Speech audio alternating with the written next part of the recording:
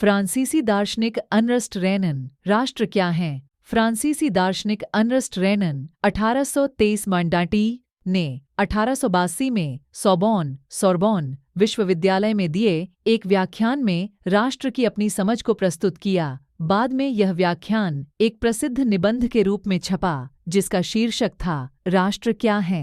इस निबंध में रेनन अन्य लोगों द्वारा प्रस्तावित इस विचार की आलोचना करता है कि राष्ट्र समान भाषा, नस्ल, धर्म या क्षेत्र से बनता है। एक राष्ट्र लंबे प्रयासों, त्याग और निष्ठा का चरम बिंदु होता है। शौर्य वीरता से युक्त अतीत, महान पुरुषों के नाम और गौरव, यह वह सामाजिक पूंजी है जिस पर एक राष्ट्रीय विचार आधारित किया जाता है। अतीत में समान गौरव का होना, वर्तमान में एक समान इच्छा, संकल्प का होना, साथ मिलकर महान काम करना और आगे ऐसे काम और करने की इच्छा, एक जनसमूह होने की, यह सब जरूरी शर्तें हैं। अतः राष्ट्र एक बड़ी और व्यापक एकता, लार्ज स्केल सॉलिडैरिटी है। उसका अस्तित्व में रोज होने वाला जनमत संग्रह है। नए शब्द जनमत संग्रह, एक प्रत्यक्ष मतदान जिसके जरिए एक क्षेत्र के सभी लोगों से एक प्रस्ताव को स्वीकार या अस्वीकार करने के लिए पूछा जाता है। प्रांत उसके निवासी हैं। अगर सलाह लिए जाने का किसी का अधिकार है तो वह निवासी ही में है। किसी देश का विलय करने या किसी देश पर उसकी इच्छा के विरुद्ध कब्जा जमाए रखने में एक राष्ट्र की वास्तव में कोई दिलचस्पी होती नहीं है। राष्ट्रों का अस्तित्व में होना एक अच्छी बात है, बल्कि यह एक जरूरत भी है। उनका होना स्वतंत्रता की गारंटी है, और अगर दुनिया में केवल एक कानून और उसका मेन केवल एक मालिक होता तो स्वतंत्रता का लोप हो जाएगा। कुलीन वर्ग और नया मध्य वर्ग, सामाजिक और राजनीतिक रूप से जमीन का मालिक कुलीन वर्ग यूरोपीय महाद्वीप का सबसे प्रभुत्वशाली वर्ग था। इस वर्ग के सदस्य एक साझा जीवन शैली से बंधे हुए थे जो क्षेत्रीय विभाजनों के आर पार व्याप्त थी। वे ग्रामीण इलाकों में जायदाद और शहरी हवेलियों के मालिक थे।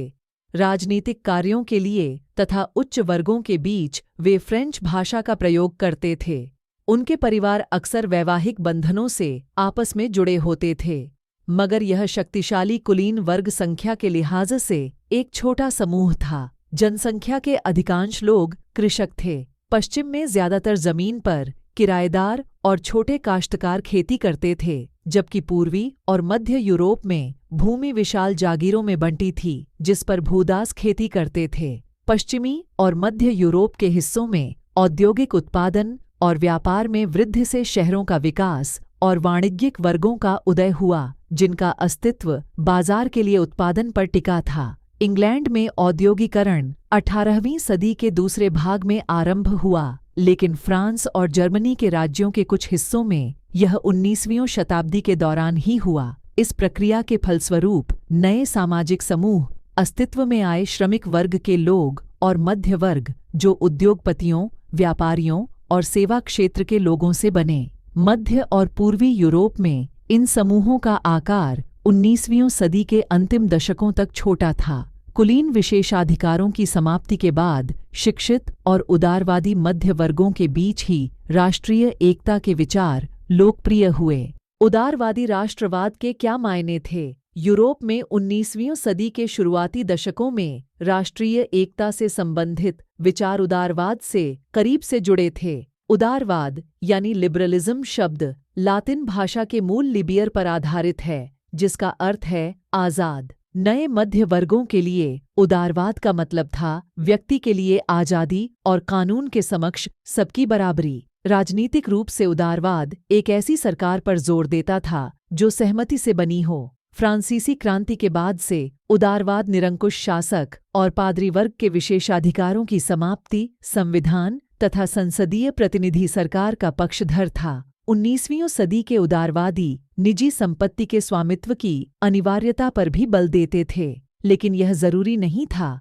कि कानून के समक्ष बराबरी का विचार सबके लिए मताधिकार, सफ्रेज के पक्ष में था। आप याद करें कि क्रांतिकारी फ्रांस उदारवादी प्रजातंत्र का पहला राजनीतिक प्रयोग था और वहां मत देने और चुने जाने का अधिकार केवल संपत्तिवान पुरुषों को ही हासिल था। संपत्ति विहीन पुरुष और सभी महिलाओं को राजनीतिक अधिकारों से वंचित रखा गया था।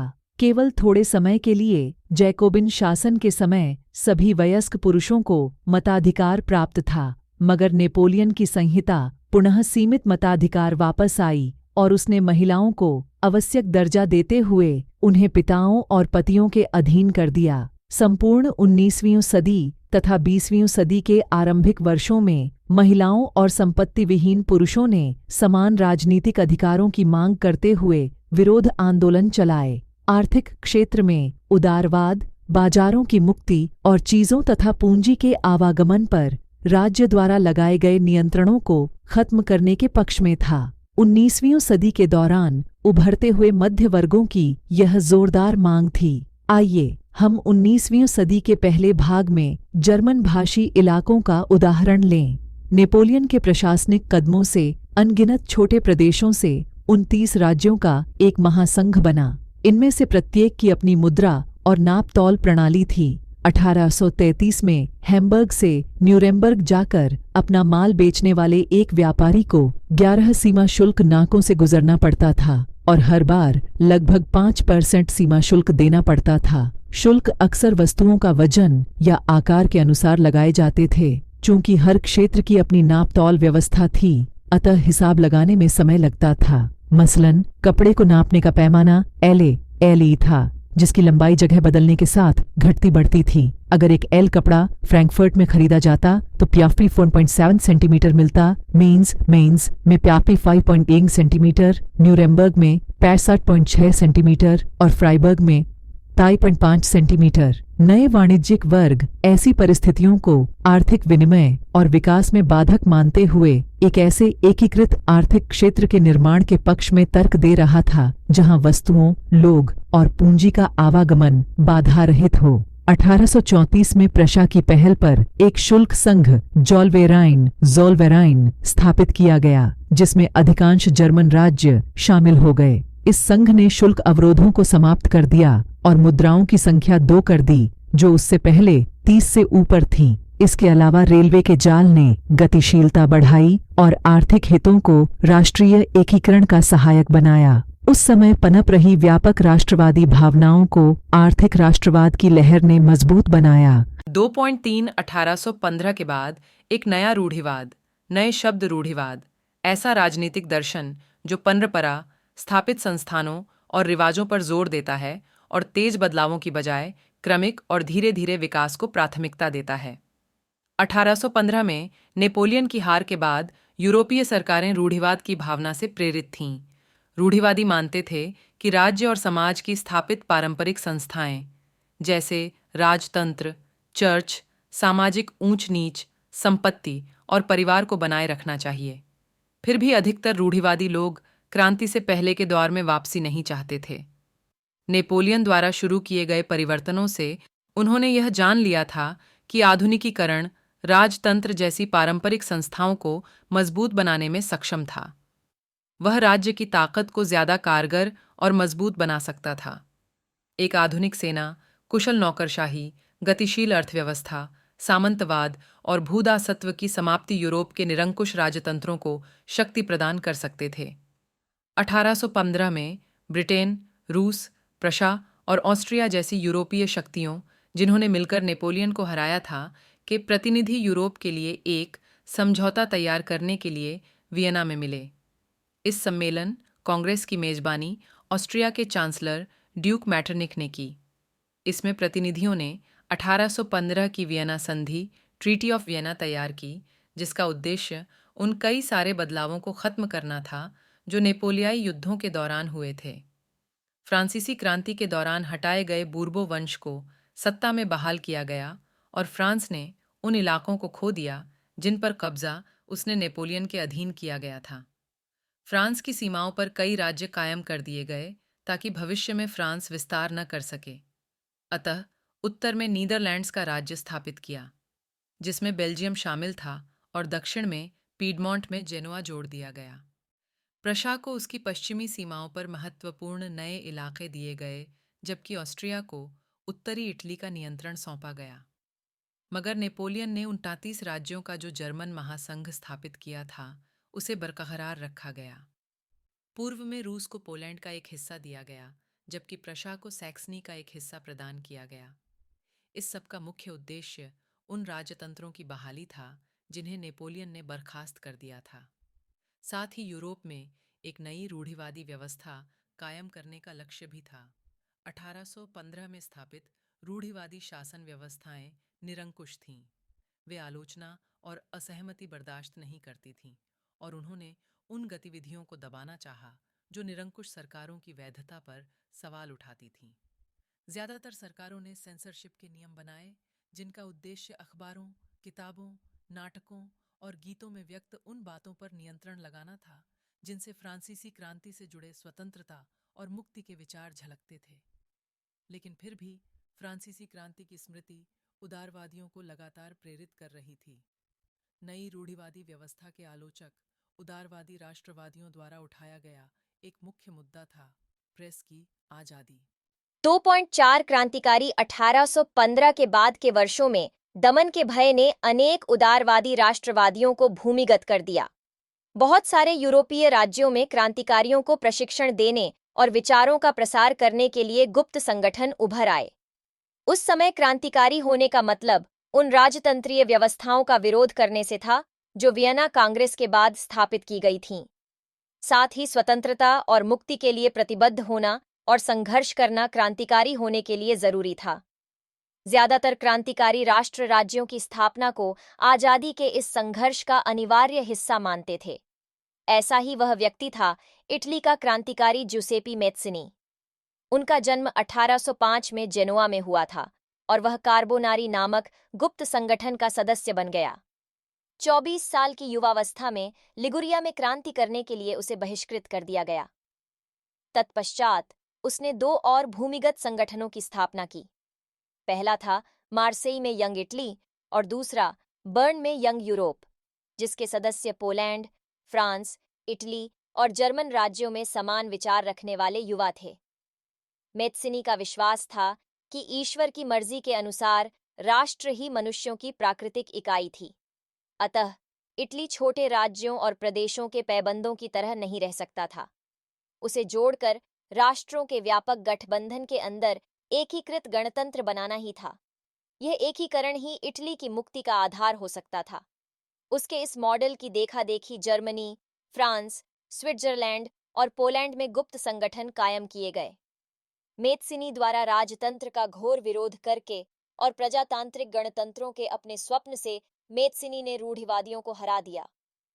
मैटरनिक ने उसे हमारी सामाजिक व्यवस्था का सबसे खतरनाक दुश्मन बताया। फ्रांसीसी क्रांति और राष्ट्र का विचार राष्ट्रवाद की पहली स्पष्ट अभिव्यक्ति 1779 में फ्रांसीसी क्रांति के साथ हुई। जैसा कि आपको याद होगा, 1779 में फ्रांस एक ऐसा राज्य था जिसके संपूर्ण भूभाग पर एक निरंकुश राजा का आधिपत्य था। फ्रांसीसी क्रांति से जो राजनीतिक और संवैधानिक बदलाव हुए, उनसे प्रभुसत्ता राजतंत्र से निकलकर फ्रांसीसी नागरिकों के समूह में हस्तांतरित हो गई। क्रांति ने घोषणा की कि अब लोगों द्वारा राष्ट्र का गठन होगा और वे ही उसकी नियति तय करेंगे। प्रारंभ से ही फ्रांसीसी क्रांतिकारियों ने ऐसे अनेक कदम उठाए जिनसे फ्रांसीसी लोगों में एक सामूहिक पहचान की भावना पैदा हो सकती थी। पितृभूमि, ला पत्rie और नागरिक, ले सिटोयेन जैसे विचारों ने एक संयुक्त समुदाय के विचार पर बल दिया जिसे एक संविधान के अंतर्गत समान अधिकार प्राप्त थे। अतः एक नया फ्रांसीसी झंडा तिरंगा,